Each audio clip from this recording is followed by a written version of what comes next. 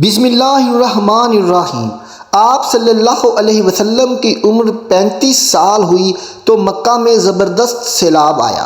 قریش نے اس سیلاب سے محفوظ رہنے کے لیے ایک بند بنا رکھا تھا، مگر یہ سیلاب اس قدر زبردست تھا کہ بند توڑ کر کعبہ میں داخل ہو گیا۔ پانی کے زبردست ریلے اور پانی کے اندر جمع ہونے کی وجہ سے کعبہ کی دیوار میں شگاف پڑ گیا۔ اس سے پہلے ایک مرتبہ یہ دیواریں آگ لگ جانے کی وجہ سے کمزور ہو چکی تھیں، اور یہ واقعہ اس طرح ہوا تھا کہ ایک مرتبہ کوئی عورت کعبہ کو دھونی دے رہی تھی کہ اس آگ میں سے ایک چنگاری اڑ کر کعبہ کے پردوں تک پہنچ گئی۔ اس سے پردوں کو آگ لگ گئی اور دیواریں تک جل گئیں۔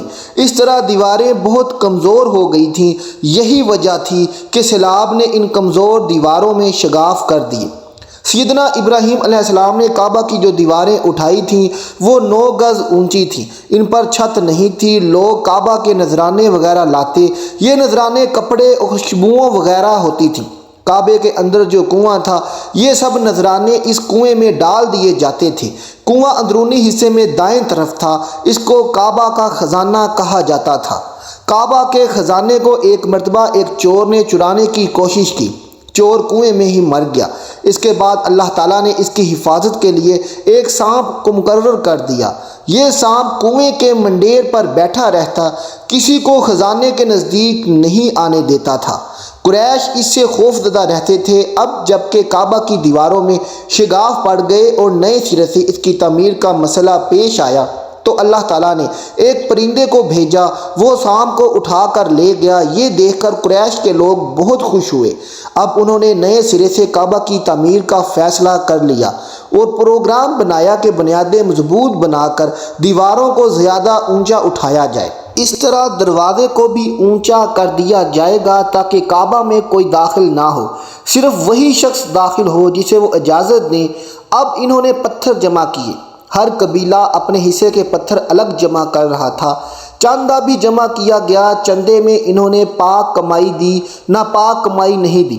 مثلاً طوائفوں کی آمدنی، سود کی کمائی کا مال، غصب کر کے حاصل کی گئی دولت چندے میں نہیں دی۔ پاک کمائی انہوں نے بلا وجہ نہیں دی۔ ایک خاص واقعہ پیش آیا تھا جس سے وہ اس نتیجے پر پہنچے تھے کہ اس کام میں صرف پاک کمائی لگائی جائے گی۔ وہ واقعہ یوں تھا کہ ایک قریشی سردار ابو وہاب اور عمر بن عابد نے جب یہ کام شروع کرنے کے لیے ایک پتھر اٹھایا تو پتھر اس کے ہاتھ سے نکل کر پھر اسی جگہ پہنچ گیا جہاں سے اسے اٹھایا گیا تھا۔ اس پر قریشی حیران پریشان ہوئے۔ آخر وہاب کھڑا ہوا اور بولا، اے گروہ قریش، کعبہ کی بنیادوں میں سوائے پاک مال کے کوئی دوسرا مال شامل مت کرنا۔ بیت اللہ کی تعمیر میں کسی بدکار عورت کی کمائی، سود کی کمائی یا زبردست حاصل کی گئی دولت ہرگز شامل نہ کرنا۔ یہ واحد شخص نبی کریم صلی اللہ علیہ وسلم کے والد حضرت عبداللہ کا ماموں تھا اور وہ اپنی قوم میں ایک شریف آدمی تھا۔ جب قریش کے لوگ خانہ کعبہ کی تعمیر کے لیے پتھر ڈھونڈ رہے تھے تو ان کے ساتھ نبی صلی اللہ علیہ وسلم بھی پتھر ڈھونڈنے میں شریک تھے۔ آپ صلی اللہ علیہ وسلم پتھر اپنی گردن پر رکھ کر لا رہے تھے۔ تعمیر شروع کرنے سے پہلے قریش کے لوگوں نے خوف محسوس کیا کہ دیوار گرانے سے کہیں ان پر کوئی مصیبت نازل نہ ہو جائے۔ آخر کار ایک سردار ولید بن مغیرہ نے کہا، کعبہ کی دیواریں گرانے سے تمہارا ارادہ اصلاح اور مرمت کا ہے، اس کو خراب کرنے کا نہیں۔ جواب میں لوگوں نے کہا، ظاہر ہے ہم تو مرمت اور اصلاح چاہتے ہیں۔ یہ سن کر ولید نے کہا، تب سمجھ لو کہ اللہ اصلاح کرنے والوں کو برباد نہیں کرتا۔ پھر ولید نے ہی یہ کام کی ابتدا کی، لیکن اس نے ابھی صرف ایک حصہ گرایا تھا تاکہ معلوم ہو جائے کہ ان پر کوئی تباہی تو نہیں آتی۔ جب وہ رات خیریت سے گزر گئی تب دوسرے دن سب لوگ اس کے ساتھ شریک ہو گئے اور پوری عمارت گرا دی، یہاں تک کہ ان کی بنیاد تک پہنچ گئے۔ یہ بنیاد حضرت ابراہیم علیہ السلام کے ہاتھ کی رکھی ہوئی تھی۔ حضرت ابراہیم علیہ السلام نے بنیادوں میں سبز رنگ کے پتھر رکھے تھے۔ یہ پتھر اونٹ کی کوہان کی طرح کے تھے اور ایک دوسرے سے جڑے ہوئے تھے۔ ان لوگوں کے لیے ان کو توڑنا بہت مشکل ثابت ہوا۔ دائیں کونے کے نیچے سے قریش کو ایک تحریر ملی۔ وہ تحریر سریانی زبان میں لکھی تھی۔ انہیں سریانی زبان نہیں آتی تھی۔ آخر ایک یہودی کو تلاش کر کے لایا گیا۔ اس نے وہ تحریر پڑھ کر انہیں سنائی، میں اللہ مکہ کا مالک جس کو میں نے اس دن پیدا کیا اور میں نے آسمانوں اور زمینوں کو پیدا کیا۔ جس دن میں سورج اور چاند بنائے میں ان کو یعنی مکہ کو 7 فرشتوں کے ذریعے گھیر دیا ہے۔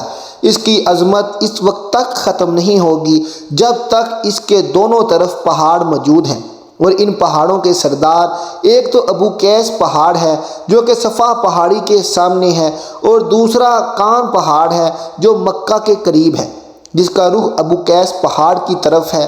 یہ شہر اپنے باشندوں کے لیے پانی اور دودھ کے لحاظ سے بہت بابرکت ہے اور نفع والا ہے۔ یہ پہلی تحریر تھی۔ دوسری مقام ابراہیم سے ملی، اس میں لکھا تھا کہ مکہ اللہ تعالیٰ کا محترم اور معزز شہر ہے، اس کا رزق 3 راستوں سے اس میں آتا ہے۔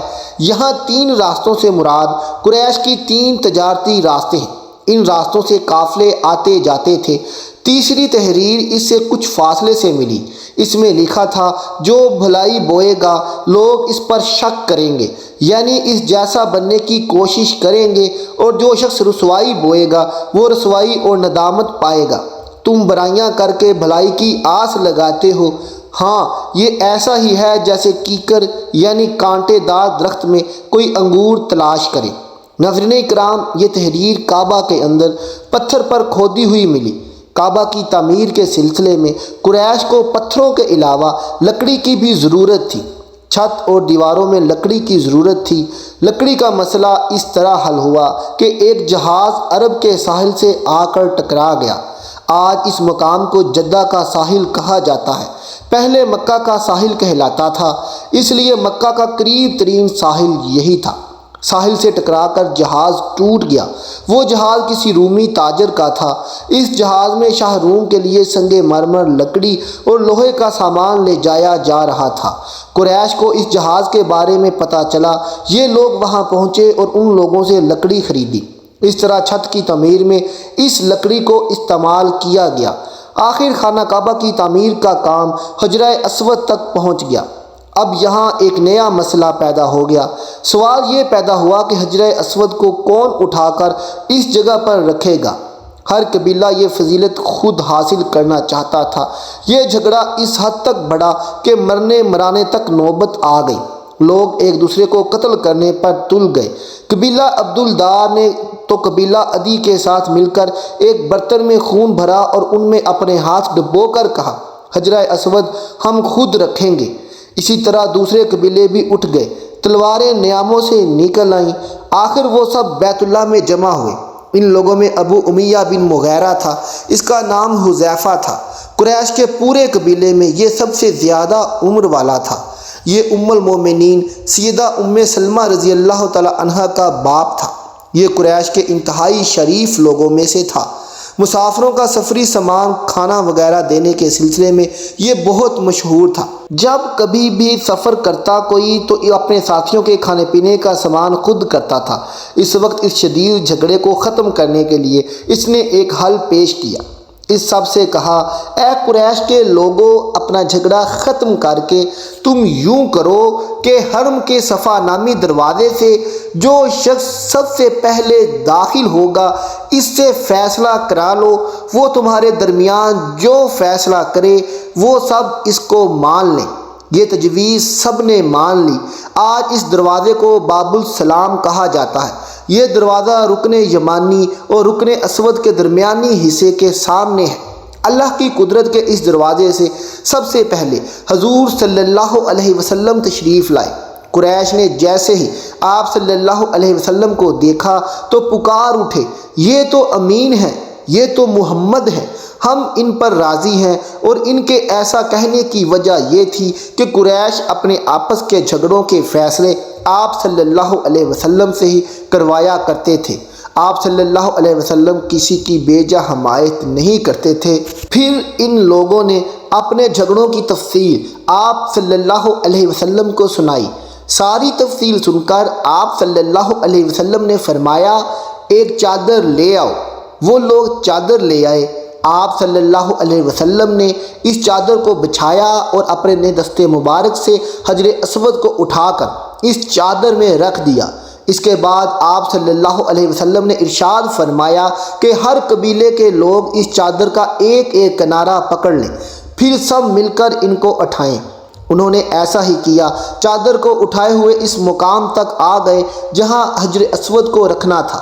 اس کے بعد نبی اکرم صلی اللہ علیہ وسلم نے حجر اسود کو اٹھا کر اس کی جگہ رکھنا چاہا، لیکن عین اسی وقت ایک نجدی شخص آگے بڑھا اور تیز آواز میں بولا، بڑے تعجب کی بات ہے کہ آپ لوگوں نے ایک کم عمر نوجوان کو اپنا رہنما بنا لیا، اس کی عزت افزائی میں لگ گئے ہو۔ یاد رکھو یہ شخص سب کو گروہوں میں تقسیم کر دے گا، تم لوگوں کو پارا پارا کر دے گا۔ قریب تھا کہ لوگوں میں اس کی باتوں سے ایک بار پھر جھگڑا ہو جائے، لیکن پھر خود ہی انہوں نے محسوس کر لیا کہ حضور صلی اللہ علیہ وسلم نے جو فیصلہ کیا ہے وہ لڑانے والا نہیں، لڑائی ختم کروانے والا ہے۔ چنانچہ حجر اسود کو نبی صلی اللہ علیہ وسلم نے اپنے مبارک ہاتھوں سے اس جگہ پر رکھ دیا۔ مورخوں نے لکھا ہے یہ نجدی شخص دراصل ابلیس تھا جو اس موقع پر انسانی شکل میں آیا تھا۔ جب کعبہ کی تعمیر مکمل ہو گئی تو قریش نے اپنے بتوں کو پھر اس میں سجا دیا۔ کعبے کے یہ تعمیر جو قریش نے کی تھی چوتھی تعمیر تھی۔ سب سے پہلے کعبہ کو فرشتوں نے بنایا تھا۔ بعض صحابہ نے فرمایا ہے کہ زمین و آسمان کو پیدا کرنے سے پہلے اللہ تعالیٰ کا عرش پانی کے اوپر تھا۔ جب عرش کو پانی پر ہونے کی وجہ سے حرکت ہوئی تو اس پر یہ کلمہ لکھا گیا، اللہ تعالیٰ کے سوا کوئی معبود نہیں، محمد صلی اللہ علیہ وسلم اللہ کے رسول ہیں۔ اس کلمے کے لکھے جانے کے بعد عرش ساکن ہو گیا۔ پھر جب اللہ تعالیٰ نے آسمانوں اور زمین کو پیدا کرنے کا ارادہ فرمایا تو پانی پر ہوا کو بھیجا، اس سے پانی میں موجیں اٹھنے لگیں اور بخارات اٹھنے لگے۔ اللہ تعالیٰ نے ان بخارات یعنی بھاپ سے آسمان کو پیدا فرمایا۔ پھر اللہ تعالیٰ نے کعبہ کی جگہ سے پانی کو ہٹا دیا، جگہ خشک ہو گئی۔ چنانچہ یہی خشکی بڑھتے بڑھتے 7 برہ اعظم تک پہنچ گئی۔ جب زمین ظاہر ہو گئی تو اس پر پہاڑ قائم کیے گئے۔ زمین پر سب سے پہلا پہاڑ ابو قیس ہے۔ پھر اللہ تعالیٰ نے فرشتوں کو حکم دیا، فرمایا زمین پر میرے نام کا ایک گھر بناؤ تاکہ آدم کی اولاد اس گھر کے ذریعے میری پناہ مانگے۔ انسان اس گھر کا طواف کرے جس طرح تم نے میرے عرش کے گرد طواف کیا ہے تاکہ میں ان سے راضی ہو جاؤں۔ فرشتوں نے حکم کی تعمیل کی۔ پھر حضرت آدم علیہ السلام نے خانہ کعبہ کی تعمیر شروع کی۔ اس کے بعد حضرت ابراہیم علیہ السلام نے کعبہ کی تعمیر کی۔ اس طرح قریش کے ہاتھوں یہ تعمیر چوتھی بار ہوئی تھی۔